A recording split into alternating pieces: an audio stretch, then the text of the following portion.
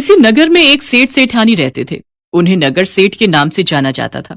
सेठ सेठानी के पास सब कुछ था, धन दौलत, रुपया पैसा, जमीन जायदाद, पर फिर भी वे दोनों न कभी कोई दान पुण्य करते थे, न ही कोई पूजन और व्रत करते थे। बस अपने कमाए धन को अपने ऊपर ही खर्च करते थे। शायद उनके इसी व्यवहार के कारण उनके घर कोई संतान नहीं थी। खुद ही कमाया खुद ही खाया वाला हाल था उनका। पर उन दोनों का ध्यान कभी इस ओर गया ही नहीं कि वो कभी घर आए किसी भिक्षुक को कोई दान कर दें या किसी मंदिर में जाकर कोई पूजन और आरती कर लें। उनकी हवेली के पास एक पीपल का पेड़ था, जहां पर एक चिड़िया अपना घोंसला बनाकर रहती थी। चिड़िया रोजाना नगर में दाना चुगने जाती थी। उसे हर जगह दाना पानी मिलता था, पर एक सेठ जी की हवेली ही ऐसी थी जहां से कभी भी चिड़िया को दाना पानी नहीं मिला। चिड़िया अक्सर सोचती कि पूरे नगर में सब जगह उसे दाना पानी मिलता है, पर हवेली से कभी भी उसे दाना पानी नहीं मिला। एक दिन चिड़िया सेठ जी की हवेली की खिड़की के ऊपर बैठी थी।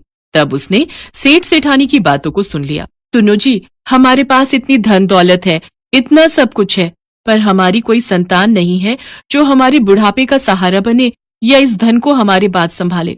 कभी कभी इस बात से बहुत मन दुखता है। तुम सही कह रही हो सेठानी, पर शायद हमारे नसीब में निसंतान ही रहना लिखा है। जब तक जी रहे हैं तब तक खर्च कर लेंगे, अब जाने के बाद क्या होगा किसे पता। चिड़िया सेठ सेठानी की बात को सुन लेती है।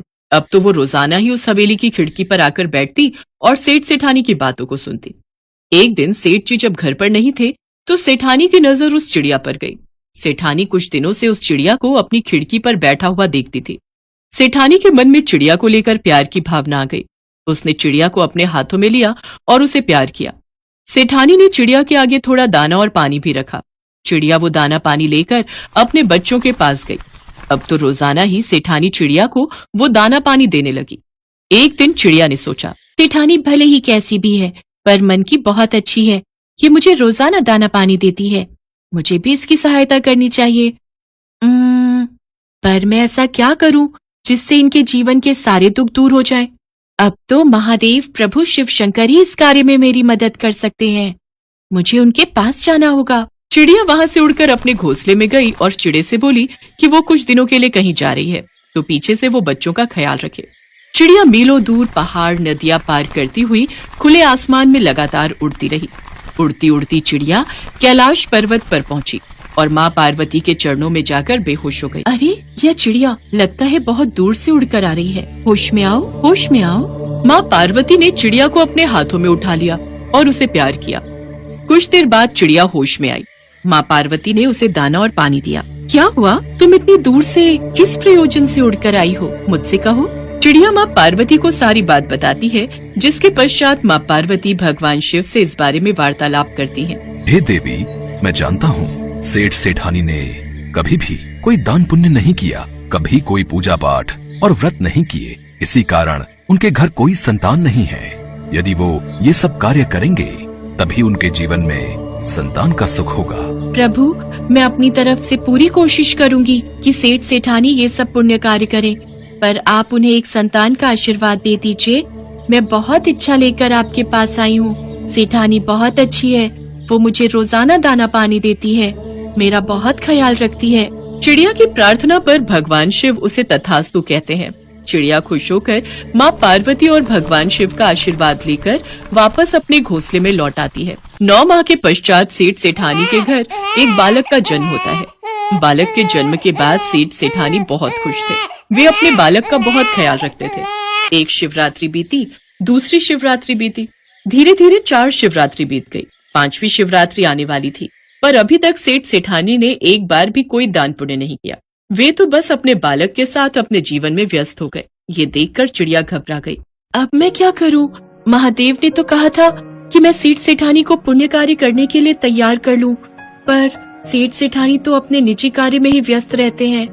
ओह, वो मेरी भाषा भी नहीं समझ पाएंगे। मैं किस तरह उन्हें इन सब के लिए तैयार करूं कि वो अपने हाथों से दान पुण्य करें, अन्यथा उनके बालक पर संकट आ सकता है। इसके लिए मुझे फिर से एक बार कैलाश पर्वत जाना होगा। अब इस कार्य में भगवान शिव और माता पार्वती ही मेरी सहायता कर सकते हैं। चिड़िया एक बार फिर कैलाश पर्वत पर पहुंची और माँ पार्वती के चरणों में गिड़गिड़ा कर रोने लगी।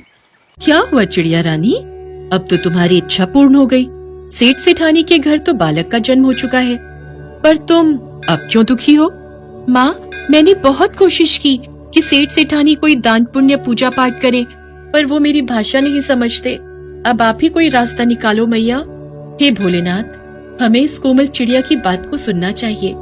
बड़ी दूर से निस्वार्थ भावना से ये किसी की मदद की प्रार्थना लेकर आई है। ठीक है देवी, जैसी आपकी इच्छा। चिड़िया के कहने पर भगवान शिव उसकी प्रार्थना स्वीकार कर लेते हैं। इसके पश्चात माँ पार्वती और भगवान शिव ब्राह्मण और ब्राह्मणी का रूप ले लेते हैं और सेठ सेठानी के घर पहुँचते हैं और दान करने के लिए कहते हैं, लेकिन सेठ मना कर देता है। अब हमें कोई दान पुण्य नहीं करना, आप किसी और के द्वार जाओ। तुम्हें अपने धन और वैभव पर इतना घमंड है कि तुम अपने द्वार पर आए किसी भी भिक्षुक को कुछ नहीं देते। कहीं ऐसा ना हो कि तुम्हारे स्वभाव के कारण तुम्हारा सब कुछ नष्ट हो जाए। सुनो जी, द्वार पर आए ब्राह्मण और ब्राह्मणी को हम ऐसे क्रोध करके नहीं जाने दे सकते। हमारा बालक भी अभी छोटा है और ये थोड़ा बहुत भोजन भी कर लेंगे तो हमारा क्या चला जाएगा, और फिर इन्हें भोजन कराने से हमारे बेटे को दुआएं ही मिलेंगी। सेठानी, शायद तुम ठीक कह रही हो। हमारे बेटे को अगर हमारे पुण्य करने से दुआएं मिलती हैं तो हम ये करेंगे। सेठ सेठानी की बात सुनकर ब्राह्मण और ब्राह्मणी के रूप में भगवान शिव और देवी पार्वती मुस्कुराने लगे। सेठानी और सेठ मिलकर उन्हें तरह तरह के फलाहार और पकवान खिलाते हैं। उनका छोटा सा बालक भी अपने नन्हे नन्हे हाथों से पूड़ी कचौड़ी लेकर आता और उनकी थाली में परोसता। ये देखकर माँ पार्वती अत्यंत प्रसन्न हो रही थी। भगवान भोलेनाथ और माँ पार्वती सेठ सेठानी की सेवा से बहुत प्रसन्न हुए और अपने असली रूप में आ गए। उन्हें साक्षात अपने समक्ष देखकर सेठ सेठानी की आंखें आंसुओं से भर आईं। तभी वो चिड़िया भी वहां आ जाती है और भगवान शिव और माँ पार्वती को प्रणाम करती है। आज तुम दोनों पति पत्नी के जीवन में संतान सुख की प्राप्ति इस चिड़िया के कारण हुई है। इस चिड़िया के कारण तुम्हें महाशिवरात्रि व्रत का फल भी प्राप्त हुआ है। चिड़िया ने जब जब भी मुझसे प्रार्थना की, वो शुभ दिन महाशिवरात्रि का ही था।